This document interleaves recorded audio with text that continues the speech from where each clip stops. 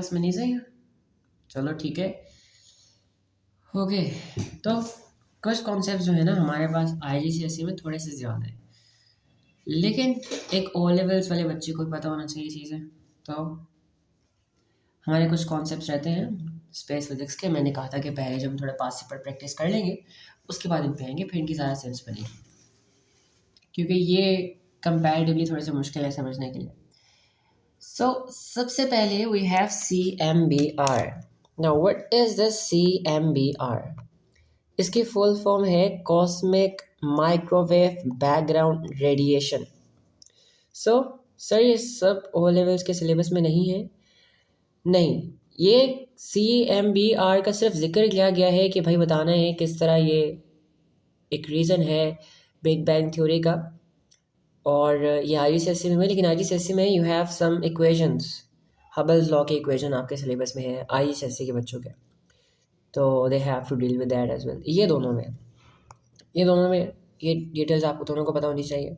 लेकिन ये जो चीज़ हम बाद में करेंगे ना, हबल्स लॉ, ये चीज़ सिर्फ IGCSE के लिए, लेकिन ओ लेवल्स वालों को भी पता होना चाहिए। इंटरेस्टिंग चीज़ है। सबसे पहले देखो, ये जो साइंटिस्ट थे ना, ये रिसर्च कर रहे थे, तो इनको ना एक रेडिएशन मिली, ठीक है, माइक्रोवेव्स मिली बेसिकली, रेडिएशंस ही हैं। और ये रेडिएशंस जो है ना ये हर जगह पे थी, लाइक हर जगह पे, ये स्पेस से हर जगह से आ रही थी, हर जगह पे इक्वल अमाउंट ऑफ स्प्रेड हुई हुई है ये, ठीक है। मतलब वो रीडिंग कोई चीज़ मेजर करना चाह रहे थे, बट उनको हमेशा ये रेडिएशन जो थी ना ये डिटेक्ट हो रही थी, जिससे बाद में नाम दिया गया कॉस्मिक माइक्रोवेव बैकग्राउंड रेडिएशन। अब कहानी बहुत मज़े की है, ध्यान से सुनना। तो इंसानों ने थ्योरी ये बनाई है कि देखो, जब बिग बैंग हुआ था, यानी जब यूनिवर्स बना था, तो शुरू में सबसे पहले यूनिवर्स एक पॉइंट पे था। यूनिवर्स क्या था? एक सिंगल पॉइंट से स्टार्ट हुआ था, और उस टाइम पे मैटर एग्जिस्ट नहीं करता था, उस टाइम पे एटम्स एग्जिस्ट नहीं करते थे, उस टाइम पे आयंस थे, positive ions, negative ions, neutron, सब अलग अलग थे, क्योंकि इतना डेंस मटेरियल था, इतना गर्म, इतना ज़्यादा टेम्परेचर था कि उस टेम्परेचर में एटम्स बन ही नहीं सकते थे। तो फिर प्लाज्मा स्टेट थी, एक आयंस थे, ठीक है। तो इंसानों का कहना है कि जब यूनिवर्स बना ना, तो बहुत ज़्यादा रेडिएशंस निकली थी, लेकिन क्योंकि एटम्स नहीं थे, पूरे के पूरे जो थे वो प्लाज्मा स्टेट था, आयंस थे, एटम्स बने ही नहीं थे, टेम्परेचर इतना ज़्यादा था, तो जो आपकी स्पेस थी ना वो ओपेक थी। ओपेक मतलब वहाँ से लाइट बाहर नहीं जा सकती थी। तो जितनी जब यूनिवर्स बना ना, तो जितनी रेडिएशन निकली, जितनी लाइट निकली, वो सब उसके अंदर ट्रैप हो गई, बाहर ही नहीं जा सकी। फिर आहिस्ता आहिस्ता जैसे जैसे आपका यूनिवर्स एक्सपैंड होता गया, यूनिवर्स फैलता गया, तो टेम्परेचर आहिस्ता आहिस्ता ठंडा होता गया। और जब टेम्परेचर ठंडा हुआ ना, सबसे पहले क्या हुआ कि जो पॉजिटिव और नेगेटिव और न्यूट्रॉन्स थे, उन्होंने मिलकर एटम्स बनाए। सबसे पहले एटम्स बने, हाइड्रोजन के एटम्स बने। जब एटम्स बनना शुरू हुए ना, तो हुआ क्या कि स्पेस जो थी वो ट्रांसपेरेंट हो गई। पहले ओपेक थी, पहले लाइट जो है ना वो ट्रैप हुई हुई थी, लेकिन जैसे ही ट्रांसपेरेंट हुई ना, तो बहुत ज़्यादा huge amount of energy, huge amount of radiations were released, वो निकली थी वहाँ से और पूरे यूनिवर्स में फैल गई थी। फिर जैसे जैसे यूनिवर्स एक्सपैंड होता गया, अभी तक एक्सपैंड हो रहा है। वो रेडिएशन जो निकली थी ना उस टाइम पे, वो गैमा रेज थी या फिर एक्स रेज थी, ठीक है। वो जो रेडिएशन निकली थी उस टाइम पे, उनकी वेवलेंथ आहिस्ता आहिस्ता बढ़ती गई। जैसे जैसे यूनिवर्स एक्सपैंड होता गया ना, उनकी वेवलेंथ आहिस्ता आहिस्ता बढ़ती गई, बढ़ती गई, बढ़ती गई, बढ़ती गई, बढ़ती गई, और इतनी बढ़ गई कि वो गैमा रेज से, एक्स रेज से, अल्ट्रा वायलेट रेज से, विजिबल लाइट से, इंफ्रारेड से सीधा माइक्रोवेव पे आ गई, ठीक है। इतनी ज़्यादा वेवलेंथ बढ़ गई, इतनी ज़्यादा वो लाइट जो रेडिएशन निकली थी जब हमारा यूनिवर्स बना था, वो इतनी ज़्यादा रेड शिफ्टेड हो गई कि भाई वो माइक्रोवेव में आ गई। वो इतनी रेड शिफ्ट हो गई कि भाई वो दूसरे एंड से पहले दूसरे एंड तक आ गई इलेक्ट्रोमैग्नेटिक स्पेक्ट्रम के। ठीक है, और वही रेडिएशन जो है वो हर जगह पे पाई जाती है, हर जगह पे, स्पेस में हर जगह में फैली हुई है ये। और कहा जाता है कि भाई ये जो रेडिएशंस हैं ये बहुत पुरानी है, ये तब की रेडिएशंस हैं जब हमारी दुनिया बनी थी, बहुत एंशियंट है। तो ये है कॉस्मिक बैकग्राउंड रेडिएशन की कहानी। अब पढ़ते हैं। तो cosmic microwave background radiations CMBR is microwave radiation of a specific frequency that is detected uniformly from all directions in space. It is believed to be the leftover radiation from the Big Bang. जब big bang हुआ था ना, जब universe expand होना शुरू हुई थी, कहा जाता है कि ये रेडिएशन जो थी तब रिलीज हुई थी और पूरे स्पेस में फैल गई थी। फिर जैसे जैसे स्पेस एक्सपैंड होता गया, यूनिवर्स एक्सपैंड होता गया, ये जो रेडिएशन थी ये रेड शिफ्ट होती गई, इनकी ऑब्जर्व्ड फ्रीक्वेंसी बढ़ती गई, ऑब्जर्व्ड वेवलेंथ बढ़ती गई और गैमा और एक्सरे से सीधा माइक्रोवेव पे आ गई हैं, रेड शिफ्ट होते होते होते होते होते होते होते और ये बहुत वीक है, अपनी सारी एनर्जी जो है ना ये लूज कर चुकी है। ठीक है, अब ये बनी कैसे थी भी पढ़ लेते हैं। Immediately after the big bang the universe was extremely hot and dense. जब बिग बैंग हुआ था ना, बिल्कुल उसके बाद ही, immediately after the big bang the universe was extremely hot, universe बहुत बहुत गर्म था और बहुत डेंस था। It was filled with very high energy radiation, जैसे गैमा रेज और एक्सरेज। गैमा रेज और एक्सरेज की जो एनर्जी होती है वो सबसे ज़्यादा होती है, जितनी ज़्यादा फ्रिक्वेंसी होती है ना उतनी ज़्यादा एनर्जी वो कैरी कर सकती है रेडिएशन। और उस टाइम पे क्या था कि आपके पास एटम्स भी एग्जिस्ट नहीं करते थे, matter and radiation were mix together. ठीक है, एज द यूनिवर्स एक्सपेंडेड, जैसे यूनिवर्स फैलता गया, the temperature of the universe decreased. Aahista Aahista universe का जो टेम्परेचर था वो कम होता गया, यूनिवर्स ठंडी होती गई और रेडिएशन में जो एनर्जी थी वो भी आहिस्ता आहिस्ता कम होती गई। ठीक है, the wavelength of the radiation increased, और जैसे जैसे यूनिवर्स एक्सपैंड होता गया ना, तो इन रेडिएशंस में रेड शिफ्ट आता गया, इनकी वेवलेंथ, ऑब्जर्व्ड वेवलेंथ बढ़ती गई। This radiation shifted from high energy waves into microwave region, यानी एक्स रेस और गैमा रेस से सीधा माइक्रोवेव पे आ गई। सीधा तो नहीं, यानी पहले रेड शिफ्ट होते होते होते होते गैमा रेस से एक्स रेस पे आई, फिर एक्स रेस से अल्ट्रावायलेट रेस पे आई, फिर विजिबल लाइट पे आ गई, फिर इंफ्रारेड पे आ गई, फिर जो है ना ये माइक्रोवेव रीजन पे आ गई। ठीक है, अब ये बिग बैंग थ्योरी को कैसे सपोर्ट करता है? एग्जामिनर सवाल करता है कि explain how CMBR, explain how the presence of cosmic background microwave radiation proves that Big Bang theory is true। ये सवाल करता है एग्जामिनर। तो हम क्या बताएंगे? If the big bang really happened, अगर बिग बैंग वाकई हुआ ना, तो universe must have been very hot at the beginning. वो एक पॉइंट से स्टार्ट हुआ उन्हें, एक ऐसे पॉइंट से जिसका टेम्परेचर बहुत ज़्यादा था और बहुत ही ज़्यादा डेंस था। There must be some left over radiation from that hot stage, और जितना वो हॉट स्टेज था, जाहिर सी बात है कुछ रेडिएशंस, लेफ्ट ओवर रेडिएशंस तो होंगी ना उसकी। ठीक है, as the universe expanded this radiation's wavelength should increase. जैसे जैसे यूनिवर्स एक्सपैंड करता गया, इस रेडिएशन में जाहिर सी बात है रेड शिफ्ट आएगा, है ना, जाहिर सी बात रेड शिफ्ट आएगा, उसकी वजह से इसकी ऑब्जर्व्ड वेवलेंथ बढ़ती जाएगी। This radiation should now be weak and in the microwave region, और जितना आज यूनिवर्स एक्सपैंड कर गया है उस हवाले से देखा जाए तो ये रेडिएशन अभी भी एग्जिस्ट करनी चाहिए, लेकिन सबसे एंड पे माइक्रोवेव पे एग्जिस्ट करनी चाहिए। ठीक है, it should be found everywhere in space. और अगर सबसे एंशियंट है ना, सबसे एंशियंट रेडिएशन हैं, तो ये अभी हर जगह पे प्रेजेंट होनी चाहिए।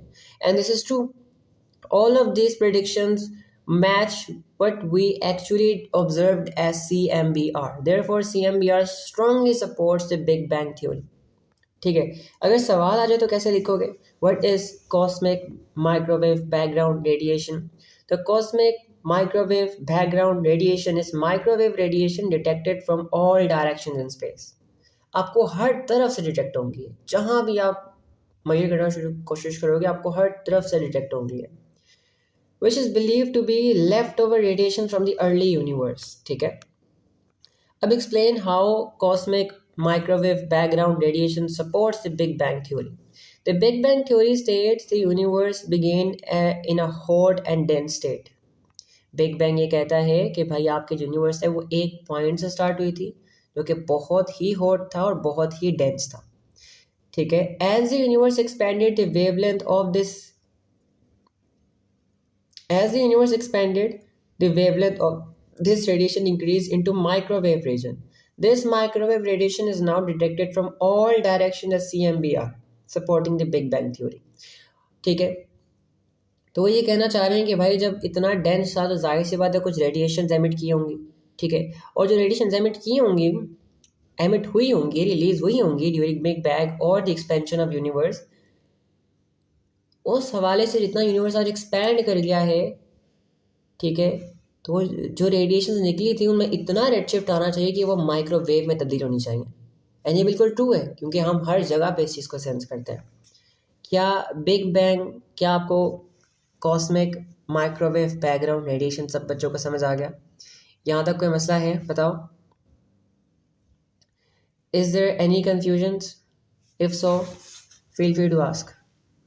ठीक है, मर्जन को क्लियर है? कोई भी सवाल है कॉस्मिक माइक्रोवेव बैकग्राउंड रेडिएशन से रिलेटेड तो पूछ सकते हो। चलो बेहतरीन हो गया। Okay Anushka, waiting for your response. बेहतरीन हो गया।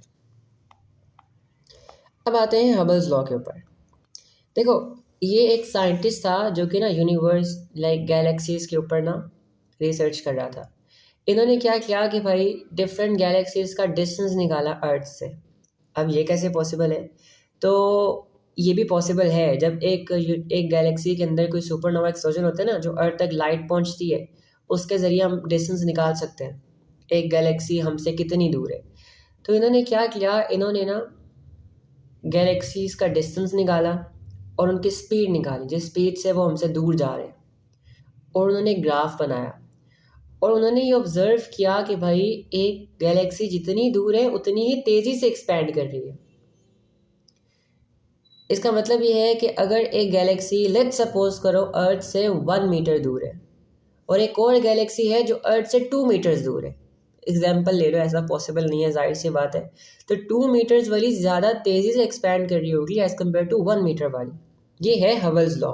हबल्स जो कहता था कि भाई that the further a galaxy is the faster it moves away. अब ये स्टेटमेंट जो है ना, ये आम स्टेटमेंट नहीं है, ये बताती है कि भाई गैलेक्सीज का अर्थ से गैलेक्सीज का डिस्टेंस और the speed they are moving away from us are directly proportional. ठीक है, आर डायरेक्टली प्रोपोर्शनल। अब इसकी कुछ ज़्यादा डिटेल में नहीं जाएंगे, बस थोड़ा बहुत कोशिश करेंगे रट्टा मारने, बिकॉज ये चीज़ मुश्किल है और मैं नहीं चाहता कि आप लोगों को किसी तरह की कन्फ्यूजन में डालूं, तो कोशिश यही करेंगे कि रट्टा मारें थोड़ा थोड़ा। अब हबल्स कांस्टेंट बेसिकली हमें क्या बताते हैं? The ratio of distance to the speed. ठीक है, हबल्स लॉ क्या है? Is the ratio of Hubble's law क्या है? The ratio of speed to the distance. ठीक है, अच्छा, सो अब बेसिकली एक हबल्स कांस्टेंट है। अब वो क्या होता है दिखाता हूँ,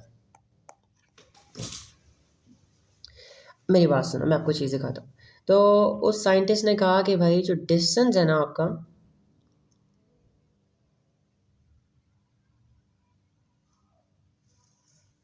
जो स्पीड है ना आपकी, जिस स्पीड से गैलेक्सीज हमसे दूर जा रही हैं, वो डायरेक्टली प्रोपोर्शनल है डिस्टेंस, उनके डिस्टेंस के, है ना। अगर हम यहाँ पे थोड़ी सी मैथ लगाएं तो हम इस डायरेक्टली प्रोपोर्शनल वाले साइन को हटा सकते हैं। कैसे? v is equals to k times m।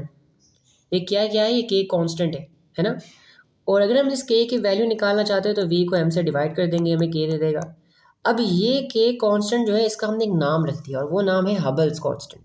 ये है वो हबल्स कांस्टेंट, ठीक है।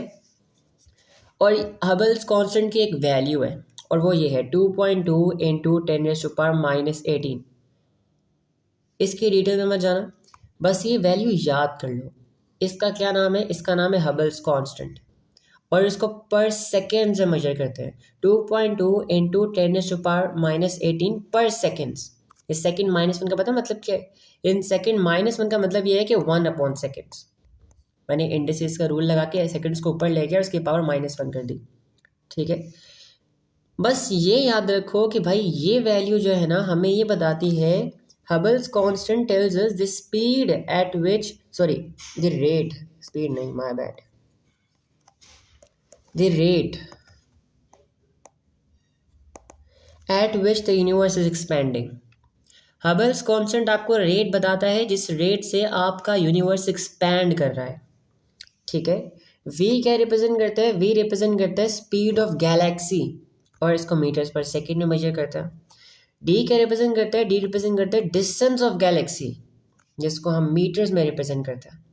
अब कुछ सवाल आते हैं, मैं कुछ सवाल आपको एग्जाम्पल क्वेश्चंस करवाता हूँ आपको। सो बेसिकली यू नो कि किस टाइप ऑफ, कौन से टाइप्स के क्वेश्चंस आते हैं and how to deal with them. तो क्वेश्चंस देखो यहाँ पे ज़रा, ठीक है। पहला सवाल है कि भाई अ galaxy is 3 into 10⁻22 meters away. A galaxy is 3 into 10 की power 22 meters away from us.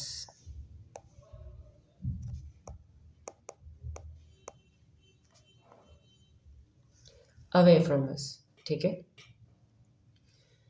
फिर वो कहते हैं find the speed of Galaxy. Find the speed of Galaxy, किस स्पीड से हमसे दूर जा रही है, speed of Galaxy, Galaxy, okay. So please मैं यही रिकमेंड करूँगा कि फिर रट्टा मार लो, थोड़ी सी चीज़ें आसान, ज़िंदगी आसान हो जाएगी आपकी। तो हमें पता है, मैं आपको फिर भी थोड़ा बहुत समझा देता हूँ। हमें पता है कि भाई जो आपका स्पीड है ना जिससे आपकी गैलेक्सी दूर जा रही है वो डायरेक्टली प्रोपोर्शनल है डिस्टेंस के। और यहाँ पे मुझे पता है अगर मैं इस डायरेक्टली प्रोपोर्शनल के साइन को हटाना चाहूँ तो मुझे इक्वल्स टू लगाना पड़ेगा और के लगाना पड़ेगा, ठीक है। और मुझे क्या चाहिए, मुझे स्पीड चाहिए ना, तो स्पीड निकालने के लिए मुझे क्या करना पड़ेगा, इस कांस्टेंट को डिस्टेंस से मल्टीप्लाई करना पड़ेगा। और ये कांस्टेंट क्या है, इसे कहते हैं हबल्स कांस्टेंट। तो हमें क्या हबल्स कांस्टेंट गिवन है, ये वैल्यू आपने याद करनी है, बात याद रखना। ये वैल्यू जो है ना you have to memorise it. क्या करना है, you have to memorise it. तो लिख देता हूँ, Hubble's constant is equals to 2.2 into 10⁻⁻18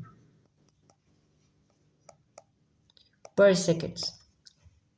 ये है Hubble's constant, okay। Now we have all the ingredients, only thing that's left is to plug them in the equation and find the value we need, ठीक है। तो मुझे क्या चाहिए, मुझे speed चाहिए, राइट। हबल्स कांस्टेंट मेरे पास है विच इज 2.2 इंटू 10⁻⁻18 ठीक हो गया। अच्छा, और डिस्टेंस कितना है, the distance is 3 into 10⁻22. Let's multiply them and let's get our answer.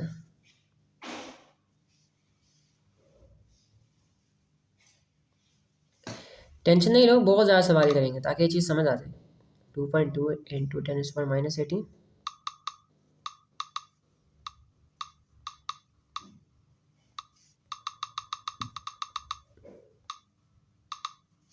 multiply by 3 into 10⁻22, 66,000 or maybe 6.6 into 10⁻4 meters.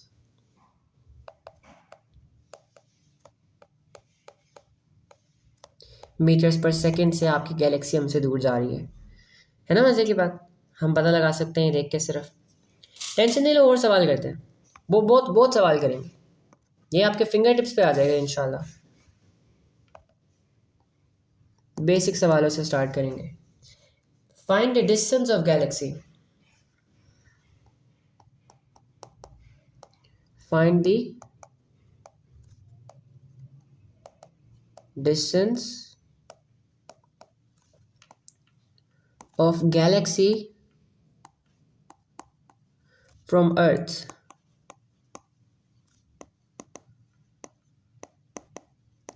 जिस स्पीड से वो गैलेक्सी हमसे दूर जा रही है वो स्पीड कितनी है? वो स्पीड आपके पास है स्पीड है 4.4 इंटू 10⁵ मीटर्स पर सेकेंड।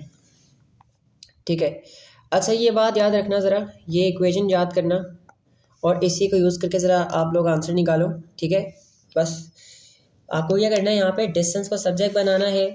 आपके पास हबल्स कांस्टेंट की वैल्यू है, ये देखो यहाँ पे हबल्स कांस्टेंट की वैल्यू आपके पास है, और डिस्टेंस को सब्जेक्ट बनाओ। स्पीड की वैल्यू भी गिवन है आपको, और ज़रा डिस्टेंस निकालो। मैं वॉशरूम से होके आ रहा हूँ। ठीक है, तो याद रखना यहाँ पे गिवन है, बस करना क्या है, आपने वैल्यू निकालनी है।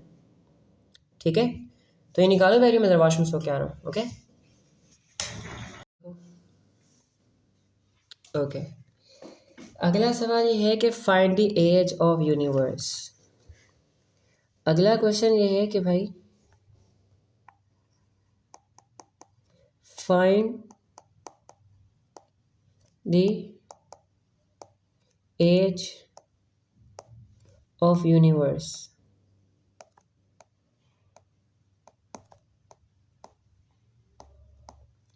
Find the age of universe. अब इस सवाल के लिए ना ही आपको स्पीड गिवन है, ना ही आपको डिस्टेंस गिवन है, कुछ भी नहीं गिवन, ये आपने खुद ही निकालना है।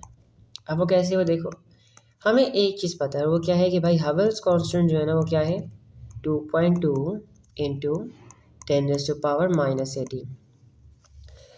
तो अगर आपने एज ऑफ यूनिवर्स निकालनी है, as of universe,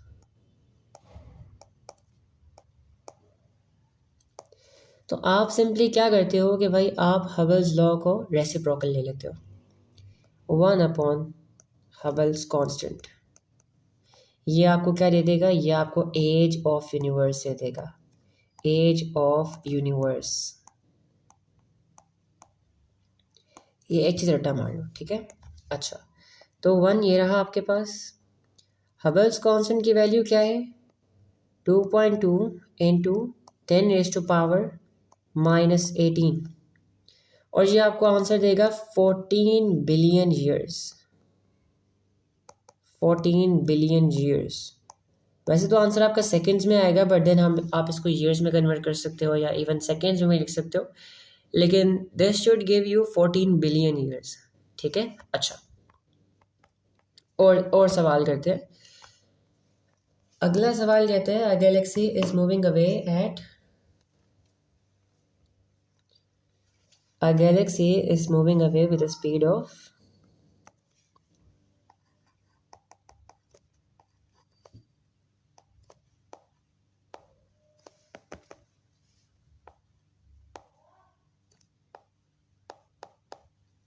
is moving away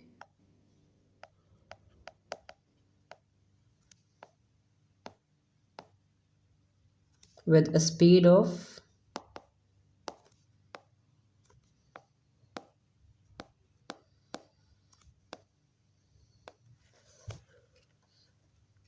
with a speed of 1.1 into 10⁻⁶ meters per second into 10⁻⁶ meters per second. Find its distance from Earth. सोच करो, शाबाश, आपको आना चाहिए। Find its distance from Earth.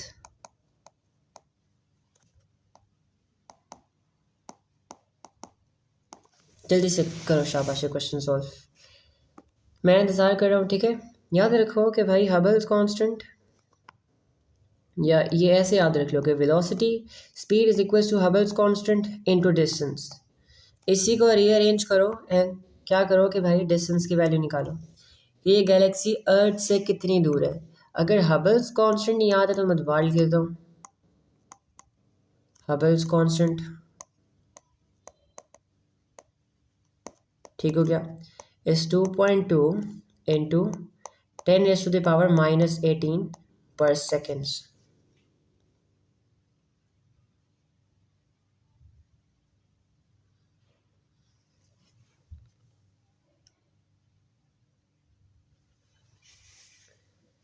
जल्दी से निकालो, ठीक है। आप लोगों के पास 2 मिनट का टाइम है, आराम से निकालो।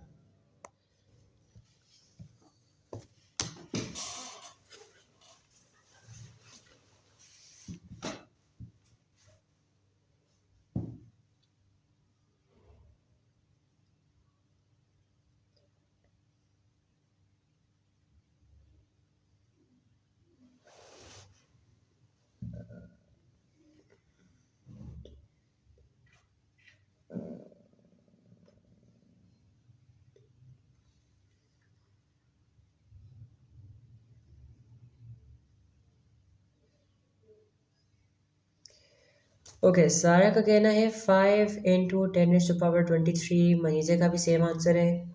ओके, अनुष्का एंड मरियम आप लोग रहते हो। I am waiting for you guys, so take your time, कोई जल्दी नहीं, आराम से करो।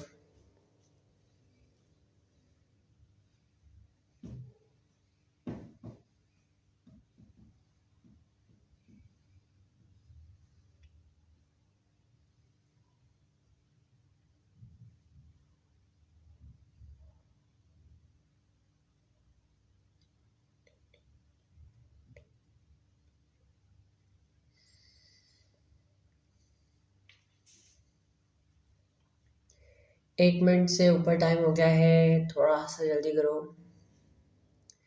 ओके, अनुष्का का आंसर भी सेम है अपेरेंटली। सो मरियम सिर्फ आप रहती हैं।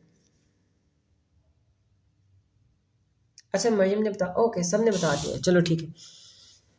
मरियम कहे 4.85, चलो ठीक है, देखते हैं, लेट्स सी। मरियम कह रही है 4.85 इंटू 10⁻24 मीटर। चलो देखते हैं, लेट्स सी। सो हमें हमें क्या निकालना है, हमें डिस्टेंस निकालना है। तो हम डिस्टेंस को सब्जेक्ट बना लेंगे, ठीक है। डिस्टेंस बन गया सब्जेक्ट। अभी अब जो मल्टीप्लाई हो रहा था बन जाएगा डिवाइड हो जाएगा। तो ये हो जाएगा speed divided by Hubble's law, Hubble's constant, sorry Hubble's law कह रहा हूँ बार बार। तो distance is equal to speed कितनी है, 1.1 इंटू 10⁻⁶ डिवाइडेड बाय 2.2 इंटू 10⁻⁻18। ये आपको डिस्टेंस दे देगा, ठीक है। लेट्स सी, तो 1.1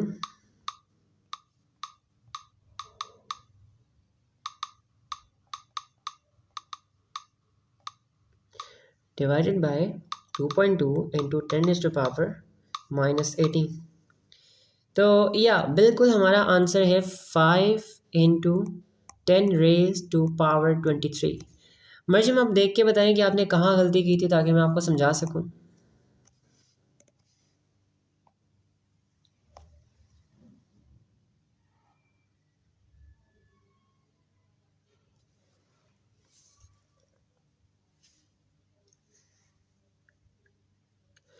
मर्जिम क्या बता सकती हैं कि आपने कहाँ पे गलती की थी, बताएं। तब तक मैं अगला आंसर क्वेश्चन लिख रहा हूँ। एक और क्वेश्चन करते हैं, उसके बाद फिर देखता हूँ अगर कोई पॉसिबल क्वेश्चन मिलता है तो वो करेंगे, वरना फिर एक क्वेश्चन जो कल रह गया था वो करेंगे।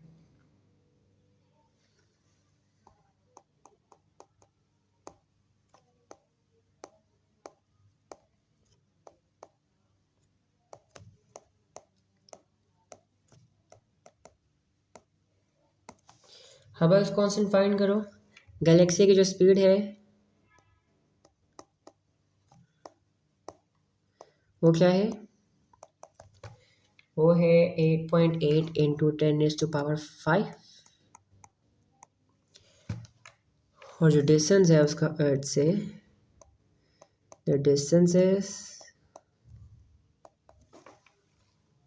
4 into 10 raised to the power 23 meters.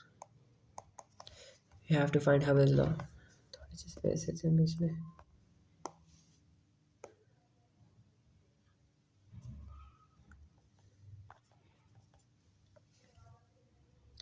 Okay.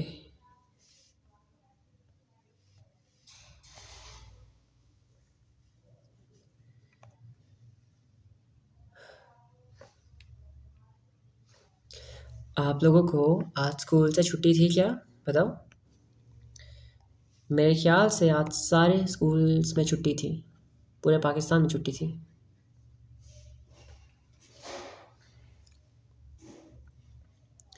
Okay money से शाबाश. देखते हैं. हाँ पता है ऑलरेडी सबको, है ना.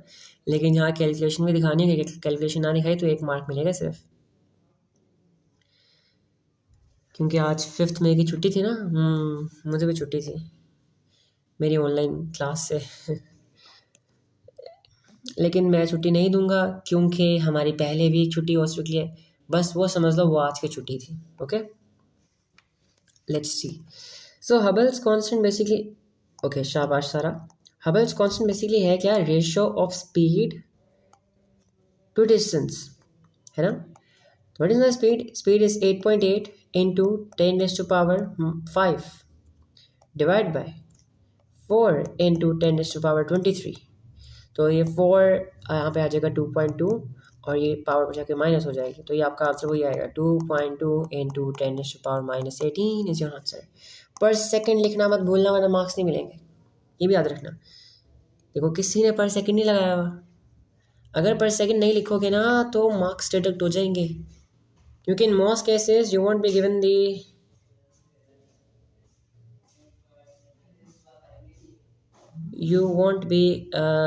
दी क्या कहते हैं यूनिट. ठीक है. तो यहाँ तक हमने जितना पढ़ा सबको क्लियर है? यहाँ तक कोई मसला है तो मुझे बताओ, ताकि फिर हम आगे अपना जो कल एक क्वेश्चन रहता था उसको कंप्लीट कर लें आज.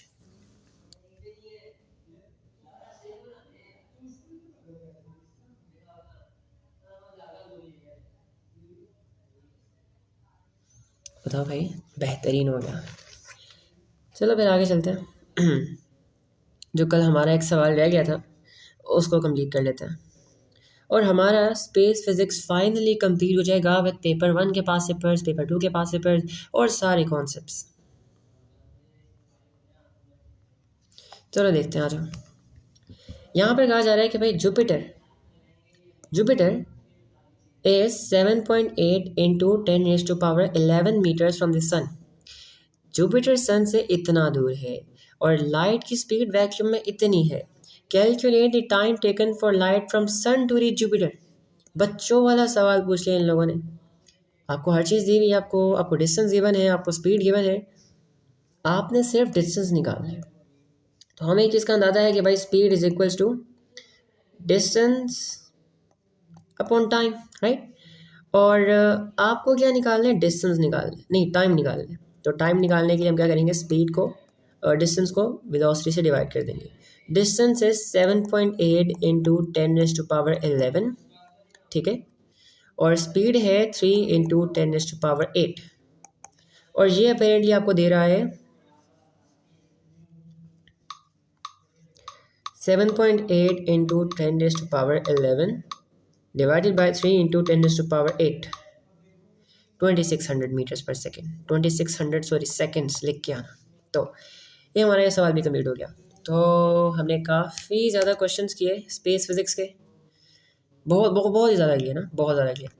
अब मुझे बता दो फाइनली